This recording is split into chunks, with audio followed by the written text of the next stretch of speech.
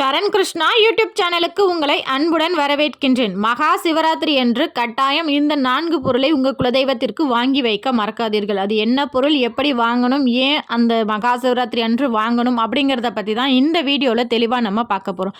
நம்ம சேனலில் உள்ள வீடியோவை ஃபஸ்ட் டைம் நீங்கள் பார்க்குறீங்க அப்படின்னா மறக்காமல் நம்ம சேனலை சப்ஸ்கிரைப் பண்ணி வச்சுக்கோங்க. நம்ம சேனலில் தொடர்ந்து குலதெய்வ பதிவுகள், ஆன்மீக தகவல்கள் வந்து கொண்டே இருக்கும். வாங்க வீடியோக்குள்ளே போகலாம்.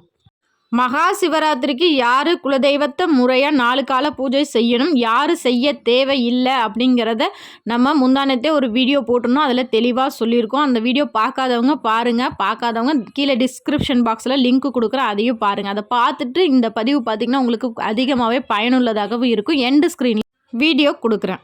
மகா சிவராத்திரி யார் 4 கால பூஜை முறையாக குலதெய்வத்திற்கு செய்தாலும் சரி, சிவபெருமானுக்கு செய்தாலும் சரி, யார் முறையாக 4 கால பூஜை செய்கிறாங்களோ அவங்களோட வேண்டுதல் கட்டாயம் நிறைவேறும். அவ்வளவு சக்தி வாய்ந்த நாள் தான் இந்த மகா சிவராத்திரி. இந்த மகா சிவராத்திரியில் மனிதர்கள் மட்டும்தான் சிவபெருமானையும் குலதெய்வத்தையும் நினச்சி வேண்டிய வரன் பெற்றாங்க அப்படின்னா கண்டிப்பாக இல்லை. இந்த மகா சிவராத்திரியில் அம்பிகை, நந்தீஸ்வரர், பல சித்தர்கள், பல முனிவர்கள்லாம் இந்த மகா சிவராத்திரியில் சிவபெருமானையும் அவங்களோட குலதெய்வத்தையும் மனதார வேண்டி அவங்களுக்கு தேவையான வரங்களை பெற்றிருக்கிறாங்க. என்னங்க இப்படி சொல்கிறீங்க, மகா சிவராத்திரியில் சிவபெருமானை வேண்டி நிறைய பேர் வரம் வாங்கியிருக்காங்க அப்படிங்கிற புராண கதைகள் இருக்குது. ஆனால் குலதெய்வத்தை யாரும் நினச்சி வேண்டி வரன்கள் வாங்கினேன் அப்படின்னு நான் யாருமே சொல்லலை, நீங்கள் என்ன புதுசாக சொல்கிறீங்க அப்படின்னு நீங்கள் கேட்கலாம். கண்டிப்பாக ஒரு சில குலதெய்வ கோவிலில் பார்த்தீங்கன்னா மகா சிவராத்திரி அன்று தான் வருடாந்திர பூஜைகள் நடக்கும். கண்டிப்பாக இந்த மகா சிவராத்திரிக்கு வருடாந்திர பூஜைக்கு போகிறவங்க இந்த 4 கால பூஜைகளை பார்க்குறவங்கள்ட்ட நீங்கள் கேட்டிங்கன்னா உங்களுக்கே தெரியும். இந்த மகா சிவராத்திரியில் அவங்க குலதெய்வத்திற்கு முன்னாடி இருந்து கண் விழித்து தன்னோட வேண்டுதலில் மனமுருகி வைக்கிறவங்கள்ட்ட கட்டாயம் அந்த வேண்டுதல் ஒரு 45 நாட்களுக்குள்ளே நிறைவேறி இருக்கும். அதை நீங்களே விசாரித்து பாருங்கள். அது அத்தனையும் உண்மை அப்படிங்கிறத நீங்களே தெரிஞ்சுக்கலாம். குலதெய்வ கோவிலுக்கு போக முடியாதவர்கள் 4 கால பூஜை வீட்டிலையே செய்யலாம். அப்படி செய்ய முடியாதவர்கள், வீட்டில் எங்களுக்கு மற்றவங்களாம் தூங்குறாங்க, எங்களால் செய்ய முடியலை அப்படின்னு நினைக்கிறவங்க, உங்கள் குலதெய்வம் எந்த தெய்வமாக இருந்தாலும் அதை மனசார நினச்சிக்கிட்டு யார் இந்த மகா சிவராத்திரி பூஜை செய்யணும் அப்படிங்கிறது வீடியோ போட்டிருக்கேன், அதை பார்த்துட்டு இதை பாருங்கள். உங்கள் வீட்டுக்கு அருகில் இருக்கிற சிவாலயங்களுக்கு சென்று இந்த 4 பொருட்களையும் அந்த 4 கால பூஜைக்கு பயன்படுற மாதிரி கொடுத்துட்டு உங்கள் சிவபெருமான மனதார நினச்சி வேண்டுங்க. அப்பா, என்னால் என் குலதெய்வத்தை வீட்லேயும் 4 கால பூஜை என்னால் செய்ய முடியலை, என்னால் குலதெய்வ கோவிலுக்கும் போக முடியல, என் குலதெய்வமாக உன்னை பாவிக்கிறேன், உனக்கு செய்கிறது அனைத்தும் என் குலதெய்வத்திற்கு போய் சேர வேண்டும், என் குலதெய்வத்தின் அருளும் உன்னுடைய அருளும் எனக்கு கட்டாயம் வேண்டும் அப்படின்னு சொல்லி மனதார வேண்டி கொண்டு இந்த 4 பொருளையும் சிவாலயங்களுக்கு கொடுங்க. கண்டிப்பாக உங்கள் குலதெய்வத்திற்கே அந்த பொருட்களை நீங்கள் படைச்ச பலன்கள் கண்டிப்பாக உங்களுக்கு கிடைக்கும். அது என்ன பொருள் அப்படின்னு பார்த்தீங்கன்னா, முதல் பொருள் வெண் தாமரை மற்றும் வில்வ இலை வாங்கி கொடுங்க. வீட்டில் பூஜை செய்தாலும் உங்கள் குலதெய்வத்திற்கு அன்றைய பொழுதில் ஒரு 3 வில்வ இலையாவது ஒரு தாமரையாவது வைங்க. வீட்டில் பூஜை செய்ய முடியாதவர்கள் சிவன் கோவிலுக்கு தாமரை மலர்கள் உங்கள் இஷ்டம், உங்களோட எண்ணிக்கை தான். நீங்கள் 1 வாங்கி கொடுத்தாலும் சரி, 3, 5, 7 அப்படின்னு ஒற்றைப்படையில் எத்தனை வேணாலும் நீங்கள் வாங்கி கொடுக்கலாம். தாமரை மற்றும் வில்வ இலை முதல் கால பூஜைக்கு வைங்க. இரண்டாவது பொருள், ஒரு சில சிவன் கோவில்கள் இருக்குது, அந்த கோவிலே பார்த்திங்கன்னா சரியான பராமரிப்பு இல்லாமல் இருட்டடைஞ்சு இருக்கிறது, இல்லை அந்த கோயிலில் விளக்குக்கு என்ன இதெல்லாம் தேவை அப்படின்னு சொல்லி அந்த கோயிலில் உள்ளவங்களே சொல்லுவாங்க. அது போன்ற இருக்கிற சிவாலயங்களில் உங்களால் முடிஞ்ச விளக்குக்கு தேவையான எண்ணெய், திரி, தீப்பெட்டி இதெல்லாம் தாராளமாக கொடுங்க.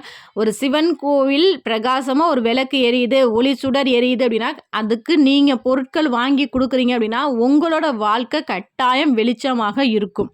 2ஆம் கால பூஜைக்கு பஞ்சாமிரதம் செய்து கொடுங்க. இல்லை பஞ்சாமிரதத்திற்கு தேவையான பொருட்கள் ஏதாவது கற்கண்டு, தேன், வாழைப்பழம், பேரிச்சம்பழம் இது போன்ற பஞ்சாமிரதத்திற்கு தேவையான பொருட்கள் உங்களிடம் என்ன பொருள் இருக்கோ அந்த பொருளை 2ஆம் கால பூஜைக்கு கொடுங்க. மூன்றாவது பொருள், 3ஆம் கால பூஜைக்கு சந்தனம் மற்றும் பச்சை கற்பூரம் வாங்கி கொடுங்க.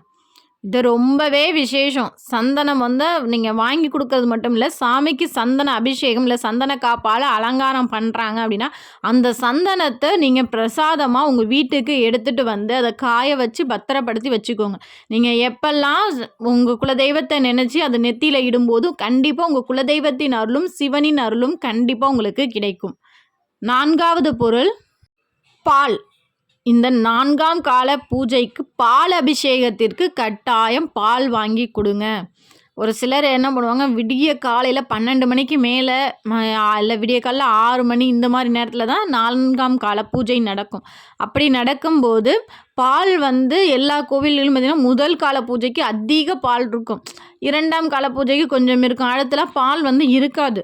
நீங்க இந்த 4ஆம் கால பூஜைக்கு எப்படியாவது பால் வாங்கி குடுத்துருங்க.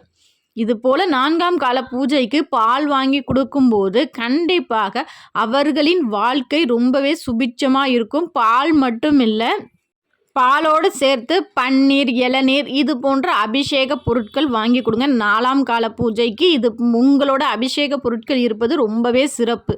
வீட்லயே எங்களால 4 கால பூஜை எங்க குலதெய்வத்திற்கு எங்களால செய்ய முடியும் அப்படிங்கிறவங்க, முதல் கால பூஜைக்கு தாமரை மற்றும் வில்வ இலை வச்சு சாமிக்கு நெய்வேத்தியமாக சர்க்கரை பொங்கல் வைங்க. 2ஆம் கால பூஜைக்கு வாசனை மலர்கள் சூட்டி சுவாமிக்கு பஞ்சாமிர்தம் நெய்வேத்தியமாக வைங்க. 3ஆம் கால பூஜைக்கு பாசிப்பருப்பு பாயசம் 3ஆம் கால பூஜைக்கு நெய்வேத்தியமாக வைங்க. 4ஆம் கால பூஜைக்கு சுவாமிக்கு பால் நெய்வேத்தியமாக வச்சு வீட்டிலேயே 4 கால பூஜை செய்து உங்கள் குலதெய்வத்தின் பெயரை 108 முறை அந்த இரவு முழுவதும் உங்கள் குலதெய்வத்தின் பெயரை நீங்கள் ஜெபிச்சுக்கிட்டே இருக்கலாம். இது போல் வீட்டில் குலதெய்வ பூஜை செய்ய முடிகிறவங்க செய்யுங்க. இல்லைன்னா சிவாலயங்களில் சென்று அங்கே உள்ள பூஜைகளில் பங்கெடுத்துக்கோங்க. கண்டிப்பாக உங்கள் வாழ்க்கைக்கு தேவையான அனைத்து நல்லதுகளும் நடக்கக்கூடிய வேண்டிய வரன்களை பெறக்கூடிய ஒரு அற்புதமான நாள்னா இந்த மகா சிவராத்திரி தான். யாருமே தவற விடாதீங்க இந்த மகா சிவராத்திரியை. மேலும் இந்த மகா சிவராத்திரி பற்றி இன்னும் பல பதிவுகள் நம்ம சேனலில் கொடுக்க இருக்கிறோம். கண்டிப்பாக பாருங்கள். இந்த வீடியோ உங்களுக்கு பயனுள்ளதாக இருக்கும் என்ற நம்பிக்கையில் மற்றொரு வீடியோவில் சந்திக்கிறேன். இந்த வீடியோ உங்களுக்கு பிடிச்சிருந்தால் லைக் பண்ணுங்கள், ஷேர் பண்ணுங்கள், மறக்காமல் சப்ஸ்கிரைப் பண்ணுங்கள். உங்களோட கருத்துக்கள் எதாக இருந்தாலும் எங்களோட கமெண்ட் செக்ஷனில் ஷேர் பண்ணிக்கோங்க. நன்றி, வணக்கம்.